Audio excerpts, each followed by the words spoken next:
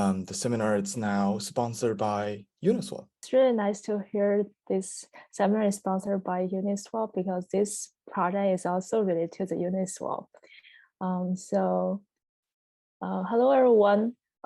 Really nice to meet you guys in the virtual seminar, and thanks for having me in the UCSB Econ DeFi seminar. And my name is Xiaofeng Liu.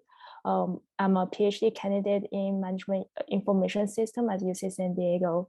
And today I would like to share with you my recent project, token incentives and platform computation in the context of decentralized exchanges.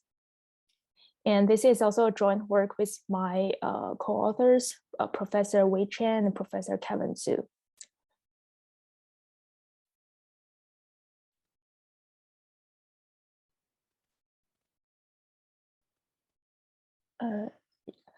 So I will cover 4 sections in my presentation. Let's start with my introduction. So blockchain is leading a revolution in the financial system. And this blockchain-based financial system is called decentralized finance, or DeFi.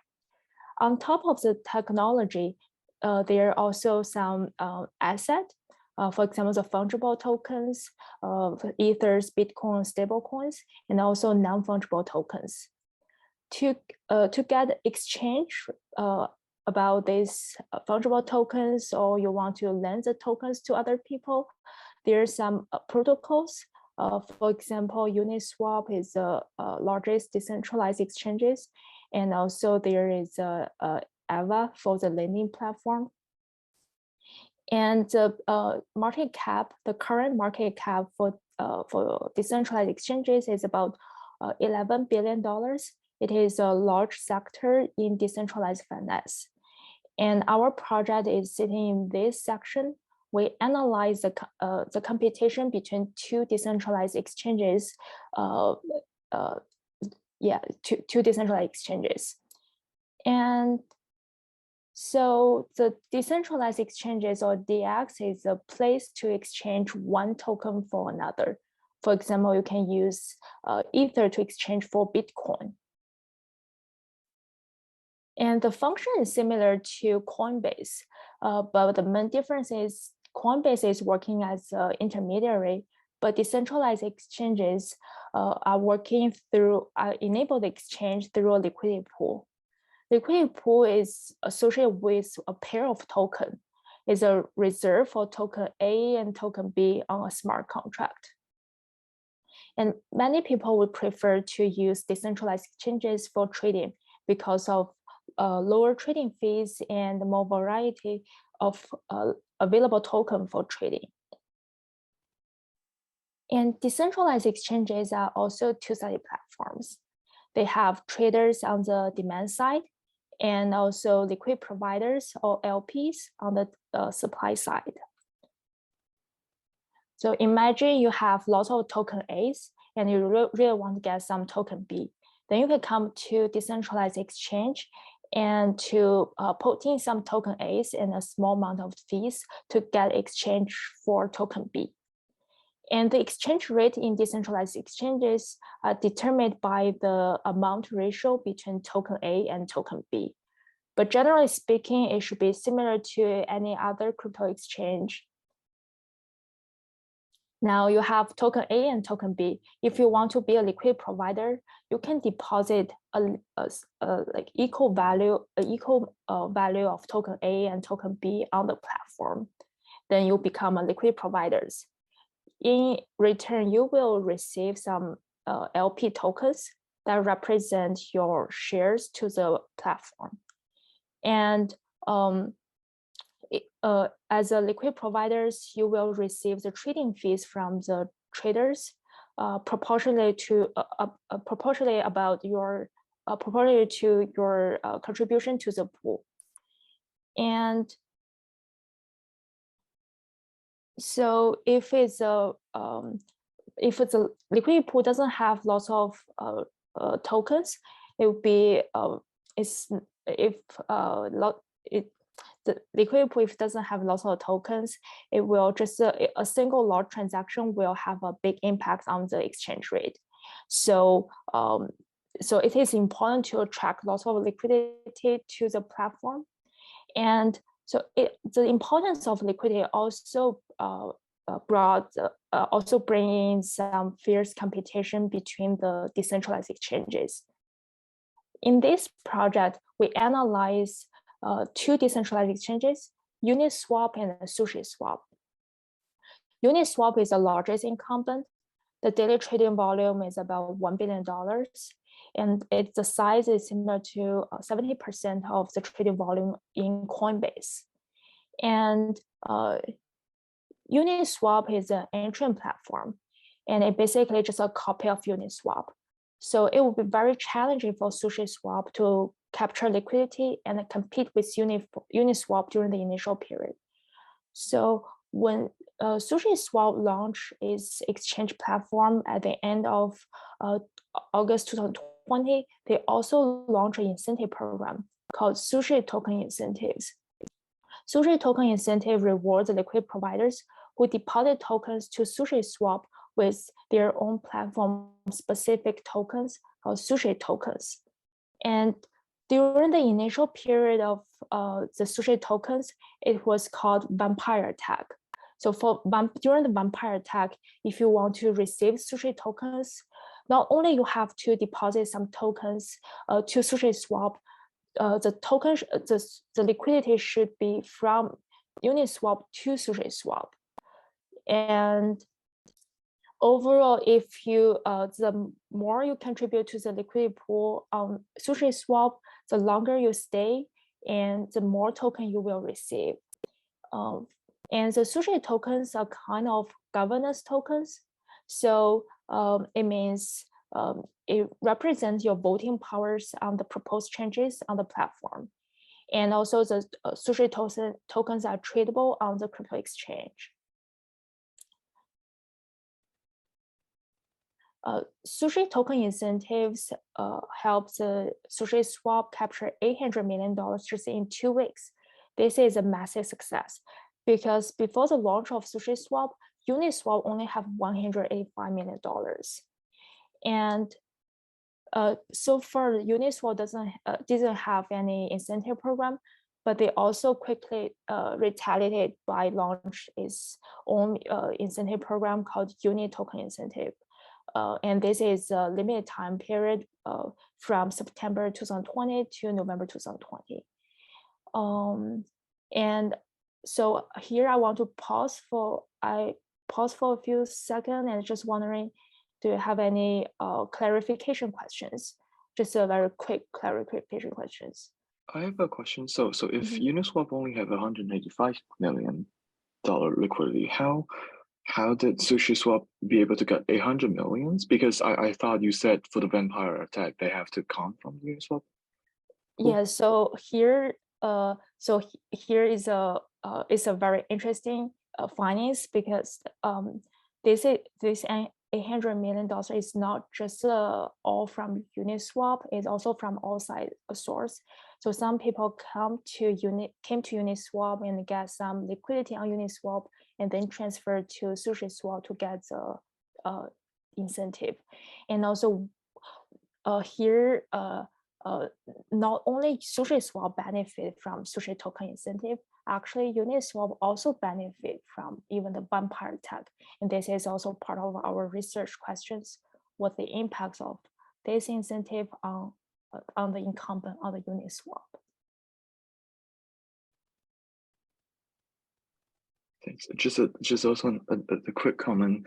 The vampire attack sounds very familiar, like something like I don't know, if you go to like a traditional bank, and then they will give you incentive for opening a deposit, you know, a debit account or credit card.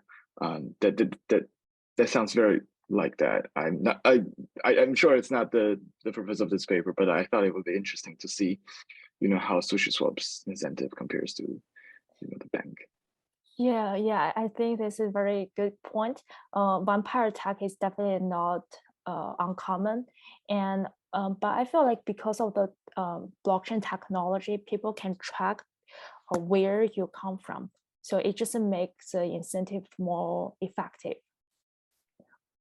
So next I will explain what is our research questions. So in this project, we try to answer 3 research questions. The first one is about the impacts of token incentive on liquid supply. We take Uniswap as a focal platform and analyze from 2 perspectives. First is an incentive from its own platform, that is unit token incentive, and also incentive from a competitor, that is Sushi token incentive. So we can see here we would expect the unit token incentive has a positive effect on Uniswap, but it is not clear how Sushi token incentive would impact Uniswap. There could be a computation effect, negative computation effect, because of the vampire attack, but there also could be some positive spillovers, because vampire attack also attract lots of attention to the whole industry. And in question 2, we analyze the mechanism. So basically to understand where these impacts come from. And in question 3, we analyze the heterogeneous effect of the token incentives. Earlier I mentioned for the liquidity providers, they will receive some fees as an income to provide the liquidity, but they also face some risk of losing values, especially for those pools with very high volatile tokens. So here for the first part, we want to analyze the heterogeneity effect in pool level and to see whether the impacts of token incentive will be different for high volatile pools versus the more stable pools. And so far, our analysis will be conducted on Sushi's Uniswap. Since we also observe the liquid providers' behaviors on SushiSwap, we also conduct analysis on SushiSwap and check whether the impacts token incentive would be different for Uniswap and SushiSwap.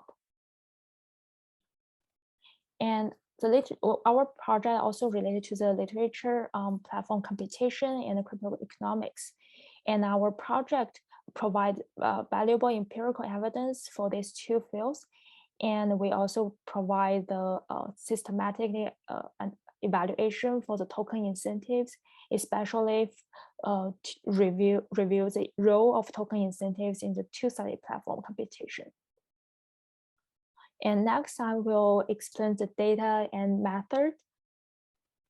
So to answer the research questions, we extract the liquidity transactions on both Uniswap and SushiSwap from Ethereum blockchain transaction data. And for the data for each transaction, we observe transaction date, liquidity provider ID, and the liquidity pool ID, and the amount of token the liquidity provider withdraw or deposit in a certain pool. Because we are interested in the liquidity supply in a pool, so the data is aggregated to the total liquidity supply for a pool on a given date. And the study period is from August 1st, 2020 to November 30th, 2020. So the study period covers all the important start and end days, but it also not so long that may capture other important confounding factors. I have a question. Sure. So it's include the vampire attack? Yes. So vampire attack is so SushiSwap was launched on August 28th, and the vampire attack is from August 28th to September 9th. So it's within this period. Cool, thanks. And so next I will explain how we construct the sample.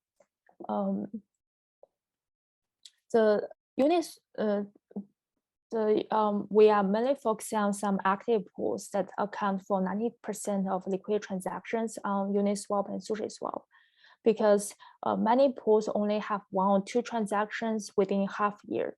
That is very inactive, and it could introduce some noise to our analysis. And so there are 995 Uniswap active pools and 54 SushiSwap active pools. And the Sushi. So for active, you mean like, do you have like a certain threshold for like how many transactions per month is kind of, you define it as active or something like that? So we within this study period, we check how many transactions they have, and then we sort descendingly from top to bottom, and to find the threshold that like cover 90% of transaction volume, liquidity transaction volume. Just we focus on the liquidity transactions. So roughly speaking, that is the threshold is about 100 transactions in the like 3 months period. Thanks. Thank you. So for the incentive program, they are not only the time period is different, and also the coverage a little bit different. For Sushi incentives, it's available for all SushiSwap pool, but unit token incentive are only available for 4 Uniswap pool. That is Ether with Bitcoin, with USDT, USDC, and DAI. And these 3 are most popular stable coins. And these 4 pools are also incentivized on SushiSwap. So we call these 4 pools Uni plus Sushi pools. And for the rest of pools that are available on SushiSwap, we call Sushi only pools. So we can see here among the 54 Sushi only pools, 54 SushiSwap active pools, 53 are available on Uniswap. So only 1 is unique to SushiSwap.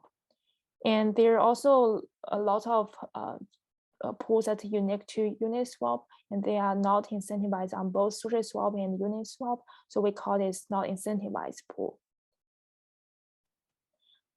Because we want to analyze the impacts of Sushi token incentives, so we need to compare we want to compare the liquidity supply before and after the launch of SushiSwap. So we only focus on the pool that were created before the launch of SushiSwap. So there are about 252 pools. And we also use the matching method to find the control pools to make sure they are more comparable to the incentivized pool. So in the end, there are 3 Uni and Uni plus Sushi pools. That is the 3 with stable coins, and also 25 Sushi only pools and 117 not incentivized pool, or like the control pools.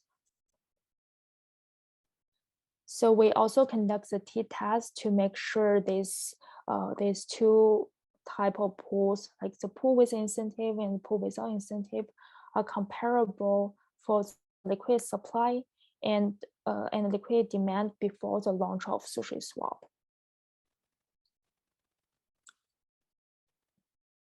And this is our main specification in this research. And we have 3 main dependent variables. That is log amount of liquid supply in pool I at time t, and also log number of liquid providers, log amount of liquidity per LP. And the first one is to answer the first question, like the overall effect, and the last 2 will be used to decompose the mechanism. And the impacts of token incentives are captured by 2 dummy variables, Sushi incentive and Uni incentive. Sushi incentives indicate whether pool I is affected by Sushi token incentive at time t. And Uni incentive shows pool I, whether pool I is incentivized on Uniswap. And we also control a factor of variables that is basically just a log age of a pool at time t, and the quadratic term of log age, and to take the life cycle of the pool into consideration. And we also have the pool fixed effect and the weak fixed effect to remove the like the heterogeneity effect for this certain pool and certain time period. So I will go into the result. Before going to result, I was wondering, do you have any quick clarification questions about the setup? Yes, can you go to the regression? So Yeah, why it's for token types, or it's only Uniswap pools? Oh, sorry, could you say again? I didn't So hear the clearly. why it's only for the Uniswap pool, or it's for all the pools? So for this specification is for Uniswap pools. Alright. So it's basically whether Uniswap pool I is incentivized on SushiSwap at time t, or whether it is also incentivized its own platform at time t. So yes, it is only focused on Uniswap. And just a question, did you try to do the a dummy variable of both? You mean both Uniswap and? No, both, like you have two dummies, right? Mm-hmm. So does it make sense also to do the intersection between them? Because all the unit token, so like the three pools are also incentivized on SushiSwap.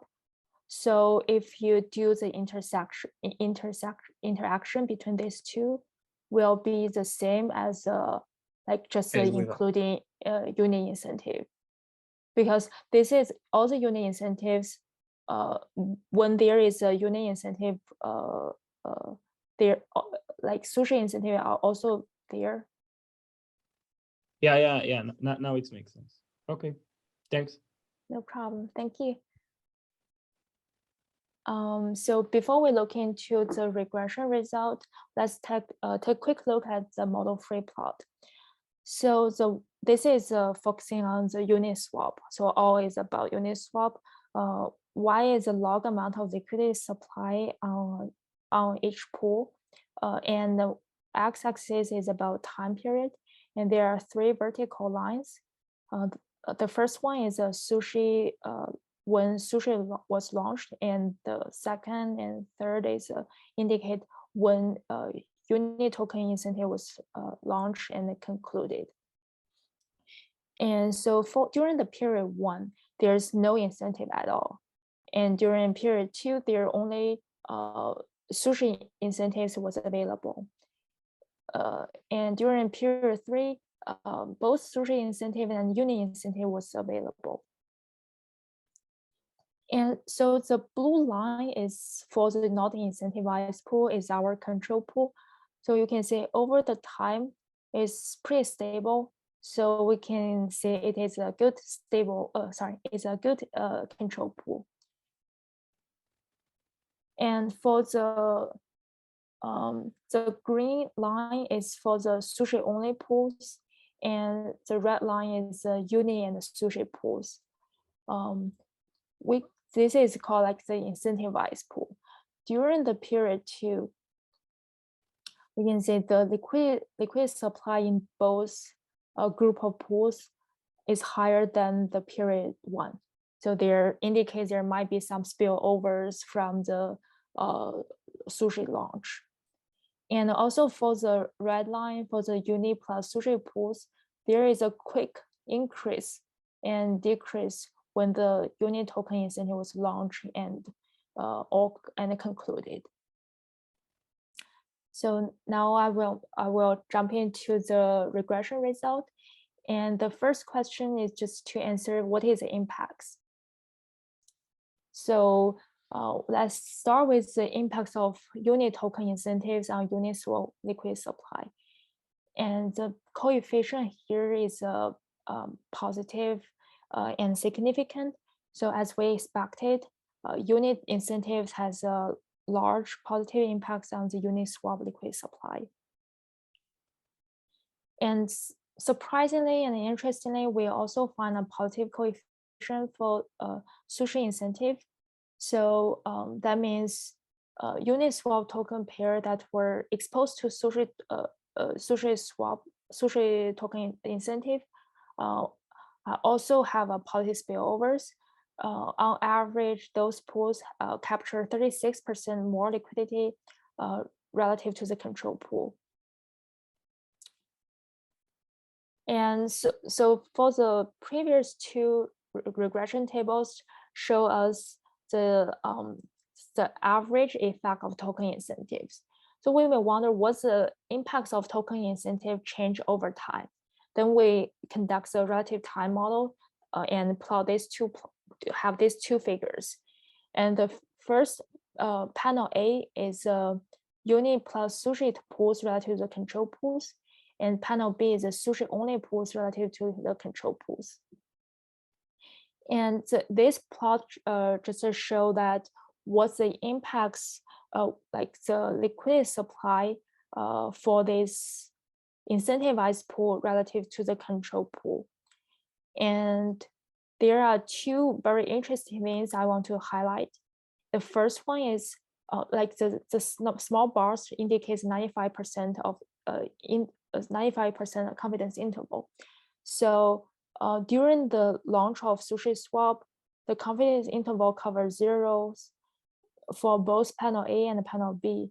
That means the assumption of common pre-trend between incentivized pool versus the control pool hold.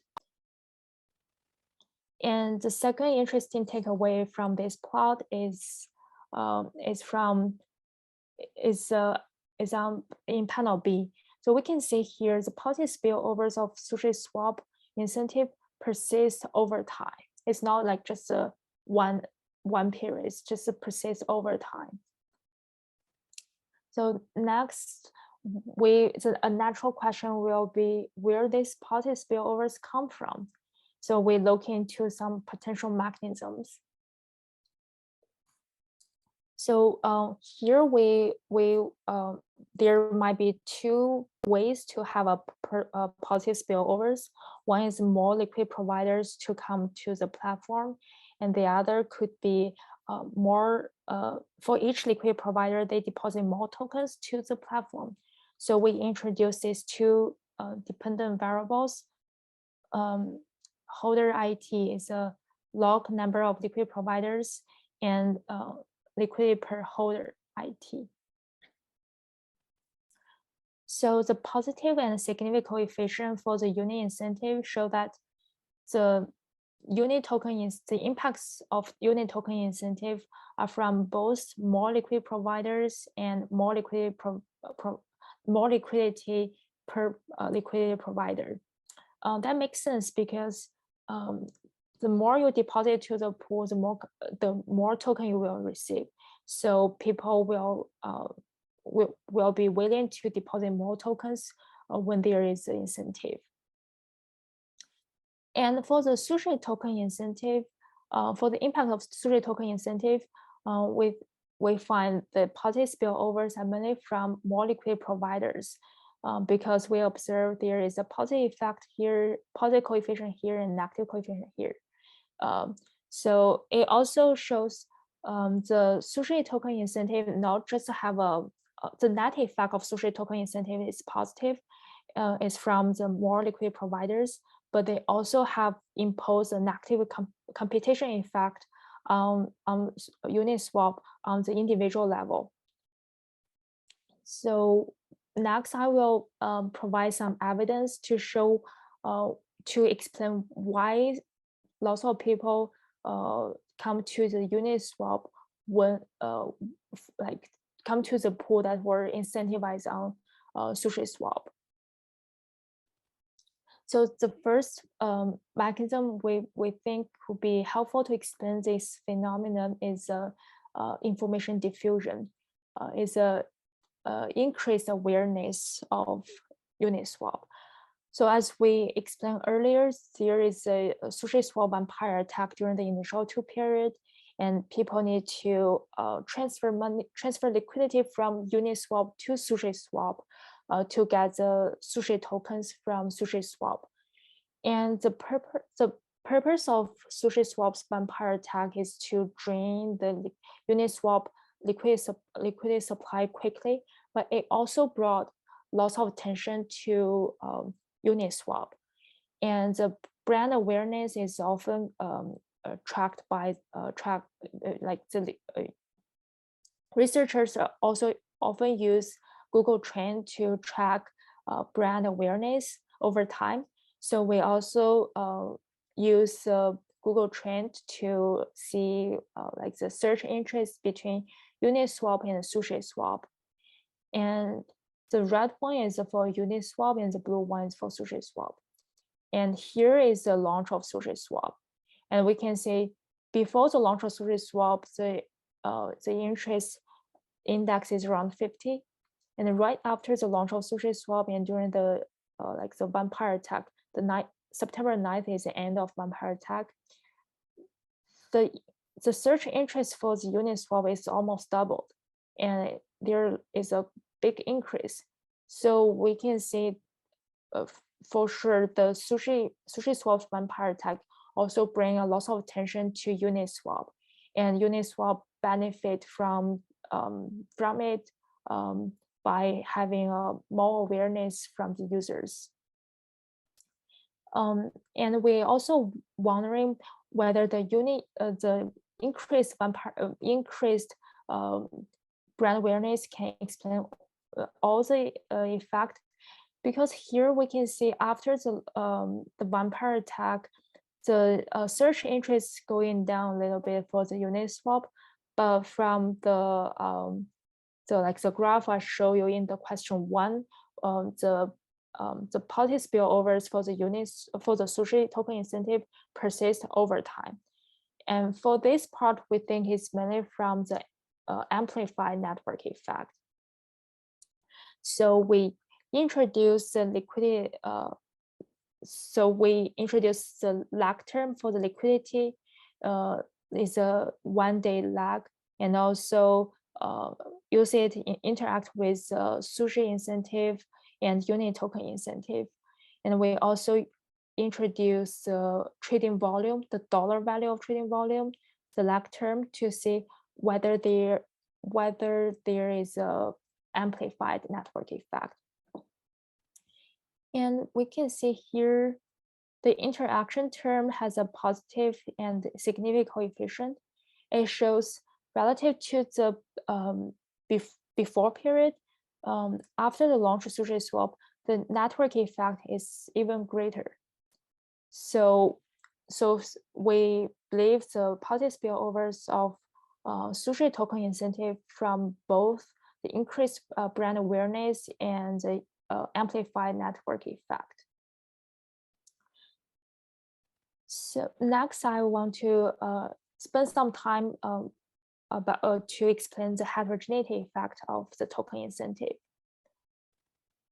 So the first part, we have the two sub-questions. The first one is in pool level. So we focus on whether the price volatility would moderate this impact. So why this price volatility matters? So here is a plot to show the changes of liquidity values when there is when the price is volatile for those pools. So we can see the y-axis is a change in total liquidity value, and x-axis is a current price for a pool for a token as a percentage of initial price. So here is the no change, and we can see as long as there is some volatiles here, the liquid providers will face the risk of losing some value relative to just holding them not to be a liquid provider. But this loss is just it's called impermanent loss. So as long as you still be a liquid providers in the pool, you will not suffer the loss. But when you withdraw the token, the loss will be realized. And we can see here the more variation the prices, the more changes for the liquidity values will be. So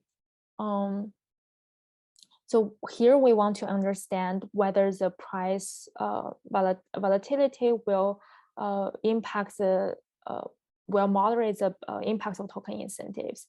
So for almost all the incentivized pools are the pair with Ether with a non-Ether token, with only one exception in this study. That is instead of having an Ether, they have a stable token. So we focus on the non-Ether or stable tokens price volatility. So to construct a variable to represent the price volatility for a pool. So we use the price variation for the non-Ether token during the study period to capture the price volatility for the pool, and we use the medium as a threshold and split the incentivized pools into high volatile pools and more stable pools. And how all the high volatile pools are like the sushi only pools. So we interact with the high volatile this dummy variable with sushi incentives, and so we can see relative to the more stable pools, the high volatile pools has a significant and a negative coefficient. That means high volatile pools benefit less from the policy spillovers. So why it is the case? So we believe the token incentives could serve as a compensation for the liquidity providers for the risk of losing values if the tokens is highly volatile. And if the token pair is only incentivized on sushi swap, and it makes the liquidity providers feel deposit tokens to sushi swap is more attractive than providing the liquidity to Uniswap. So there could be some competition effect. So overall, the high volatile pools benefit less from the policy spillovers of sushi token incentives, and even suffer some competition effect. And so far we understand what the impacts of token incentive on Uniswap liquidity supply, and we also wondering what is the impacts what's the token impacts for the sushi swap. But here we only focus on the unit token incentives on sushi swap, because the sushi incentive for the sushi incentive doesn't have any variation across different pools and across different time periods. So we cannot capture the impacts of sushi token incentives on sushi swap liquidity supply. And we also divide the time period into three parts. One is before unit token incentives, and the second during unit token incentives, and the third is after unit token incentives. And we interact the four pools of unit plus sushi pools with the dummy variables like for the indicate the time period.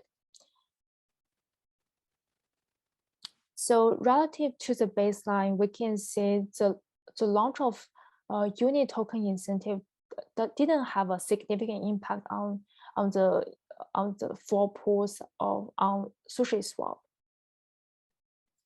However, the sushi swap benefit from the end of unit token incentives. So overall, the question, if we want to answer the question whether the impacts of token incentives are the same for incumbent and the entrant platform, the answer is no, they are different.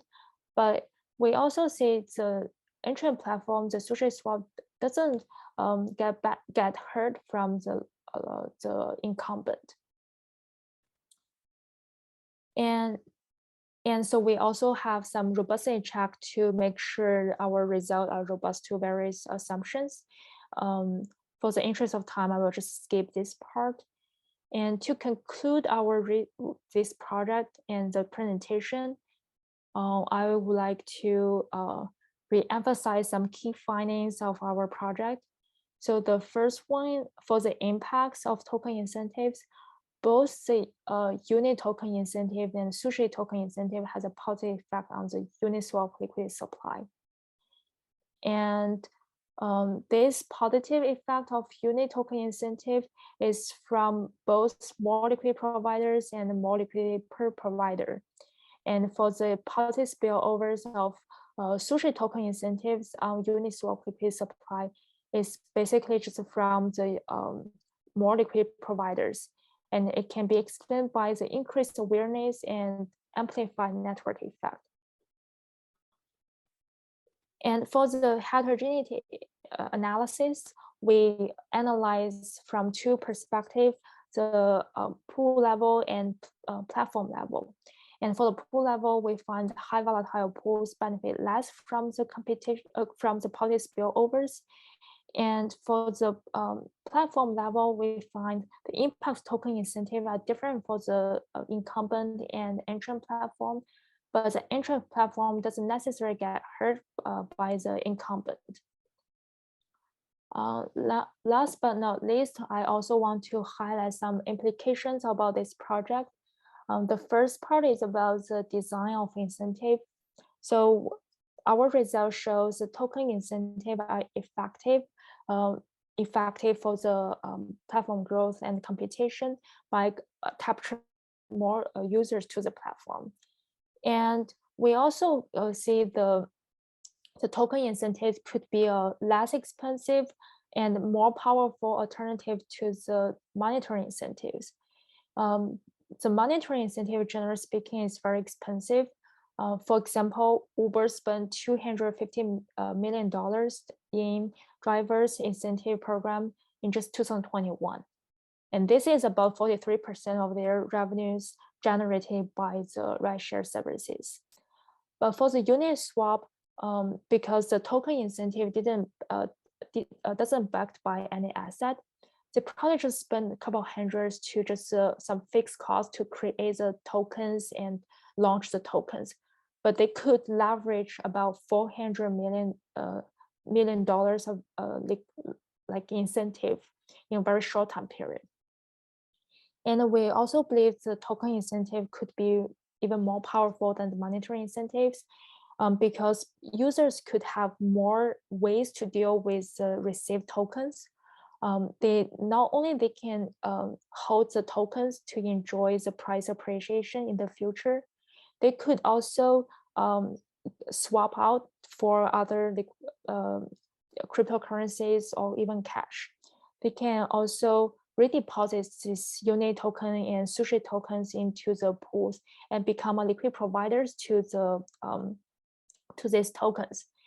And how the liquid providers to react to this token incentive could be a very valuable signal for the platform. And the platform could learn the user's type and preference by watching how they react to the token incentive, like how they deal with the token incentive. Probably it could be useful for the platform for future personalized targeting. In addition, our project also provides some insight for the platform competition. And so the conventional thinking will be the platform competition is always a zero-sum game, but our result shows it's not necessary to be the case. There could be some positive spillovers generated from the platform competition. And the competition could be even more severe in the crypto space, because many projects are like open source projects. For example, the Uniswap is open source, and it's very easy for a competitor to fork the initial project and launch a new project. But our project our research show that this original product should be aware of this copycat, but they shouldn't be too afraid of those competition, because this is an emerging market.